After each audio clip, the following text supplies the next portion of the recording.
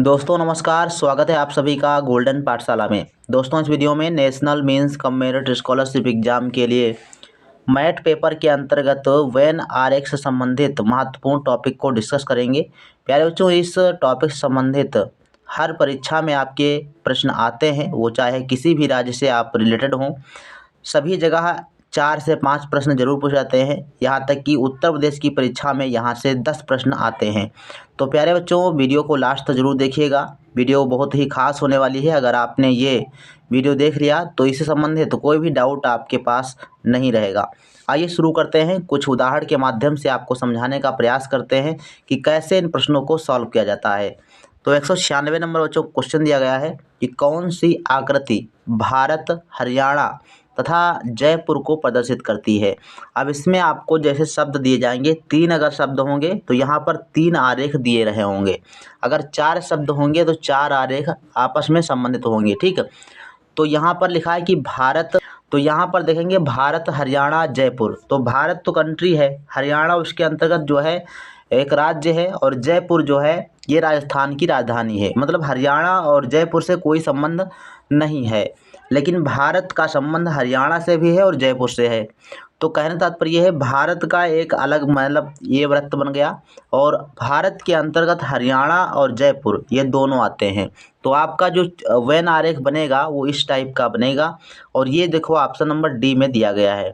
तो इस प्रकार से इसको सॉल्व करते हैं। अच्छा, एक सवाल आप यहीं पर अगर ऐसे पूछा जाता कि भारत, हरियाणा और जयपुर की जगह पर यहाँ पर चंडीगढ़ देता, क्या देता, चंडीगढ़ मान लो दे देता, तो कैसे वेन आरेख बनता। अब यहाँ पर देखो, भारत में आपका हरियाणा दिया गया है और हरियाणा में चंडीगढ़ स्थित है। ठीक, तो कहने का तात्पर्य जो है आपका वेन आरेख जो बनता वो बनता इस प्रकार से। ये भारत है, भारत के अंतर्गत आपका ये हरियाणा है, राज्य है, और हरियाणा राज्य के अंतर्गत चंडीगढ़ उसकी राजधानी है। तो इस प्रकार से वेन आरेख बनता। तो इस प्रकार से जैसे शब्द आपके दिए हों उसी हिसाब से आपको समझते हुए चलना है और वेन आरेख को समझना है। नेक्स्ट क्वेश्चन देखते हैं। 97 नंबर देखो, निम्न में से कौन सा आरेख लड़के, लड़कियां और विद्यार्थी को प्रदर्शित करता है। अब यहाँ पर आप देखेंगे तो लड़के, लड़कियां और विद्यार्थी, तो स्कूल में विद्यार्थी होते हैं और विद्यार्थियों में लड़के और लड़कियां दोनों को काउंट किया जाता है। तो एक तो आरेख आपका इस प्रकार से बन सकता है कि ये भाई विद्यार्थी वाला पूरा वृत्त बना हुआ है, और विद्यार्थियों में आपके लड़के और लड़कियां दोनों आ सकती हैं। ठीक, तो ये आरेख आपका ए ऑप्शन में सही हो जाएगा। नेक्स्ट क्वेश्चन की बात करते हैं। 98 नंबर, कौन सा आरेख कक्षा, ब्लैक बोर्ड, श्यामपट्ट इसको बोलते हो, और स्कूल के संबंध को प्रदर्शित करता है। अब देखो यहाँ पर कक्षा है, ब्लैक बोर्ड है और स्कूल है। तो हम जानते हैं कि स्कूल के अंतर्गत ये कक्षा होती है और कक्षा के अंतर्गत जो है ब्लैक बोर्ड होते हैं। तो ये आपका जो है स्कूल है, स्कूल में जो है कक्षाएं होती हैं और कक्षाओं में ब्लैक बोर्ड लगे होते हैं। तो इस प्रकार से जब आपका एक सीढ़ी वाइज, क्रम वाइज जो है जब बन रहा हो तो ऐसा आपका आरेख बनता है। ठीक, सी ऑप्शन इसमें सही जवाब हो जाएगा। इसके बाद देखो नेक्स्ट क्वेश्चन, कौन सा आरेख लड़के, खिलाड़ी और गायक को प्रदर्शित करता है। अब यहाँ पर आप देखेंगे थोड़ा सा कंफ्यूजिंग वाली बात है। लड़के जो है वो खिलाड़ी हो सकते हैं और लड़के गायक भी हो सकते हैं। ठीक, जो खिलाड़ी हैं वो गायक भी हो सकते हैं, खिलाड़ी गायक हो सकते हैं, या फिर यूँ हम कह लें कि जो गायक हैं वो खिलाड़ी हो सकते हैं। तो ऐसी कंडीशन में आपको ध्यान रखना है कि ये सब जो है आपस में संबंधित हैं। तो ऐसा जो वेन आरेख बनेगा वो इस प्रकार का बनेगा। सी ऑप्शन आपका सही जवाब हो जाएगा। अब यहीं पर एक बात और आप समझिए, जैसे मान लो कि आपको दे दिया जाए कि भाई एक है आपका मुर्गी, दूसरा है आपका गाय, और तीसरा है आपका मेंढक। क्या है, मेढक है। तो अब इसमें आप बताइए, ये मेढक मुर्गी नहीं हो सकती है, मेढक गाय नहीं हो सकता है, गाय मेढक नहीं हो सकता है, मुर्गी मेढक नहीं हो सकती है। मतलब इसमें कोई संबंध नहीं है, एक दूसरे से रिलेटेड नहीं है।